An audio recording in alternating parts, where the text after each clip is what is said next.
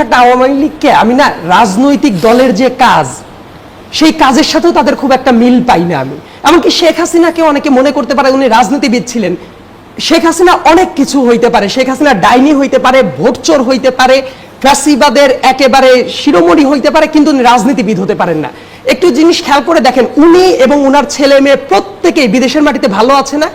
তার ছেলে জয় বিদেশে পার্টি করে বেড়াচ্ছে, সেই ছবিগুলো রেগুলার দেখা যাচ্ছে।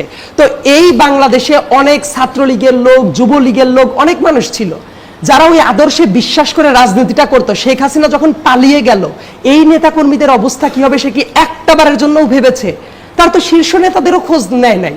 তো এমন নেতৃত্ব যদি হয়, আমি বলবো তার ভেতরে রাজনৈতিক কোনো গুণ ছিল না। ইনফ্যাক্ট আর একটা ব্যাপার, শেখ হাসিনা যখন এই ৭৫ পরবর্তী সময়ে বাংলাদেশে যখন আসে, তারপরে সে কিন্তু ইন্টারন্যাশনাল মিডিয়ায় ইন্টারভিউ দেয়, এবং খেয়াল করে দেখবেন ইউটিউবেও পাওয়া যায় সেই ইন্টারভিউ। শেখ হাসিনাকে যখন জিজ্ঞাসা করা হয়, ওই ইন্টারভিউতে সে উল্লেখ করেছে সে প্রতিশোধ নিতে চায়। মানে একজন মানুষ রাজনীতিতে আসবে, দেশের ক্ষমতায় যাওয়ার চেষ্টা করবে, তার ভীষণ এইটা না যে দেশের জনগণের সেবা করবে, তার ভীষণ এইটা সে প্রতিশোধ নেবে, এবং সারাটা জীবন ধরে সে বাংলাদেশের জনগণের উপরে প্রতিশোধটাই নিয়েছে। এই মনস্তত্ত্বটা বুঝতে পারাটা জরুরি। যারা দেশের ভেতরে আছে তারা কিন্তু নানা সংকটে আছে আওয়ামী লীগের, তাদেরকেও দেখেন বিভিন্ন হোয়াটসঅ্যাপ কল ইচ্ছাকৃতভাবে ফাঁস করে উস্কানি দেওয়া হচ্ছে।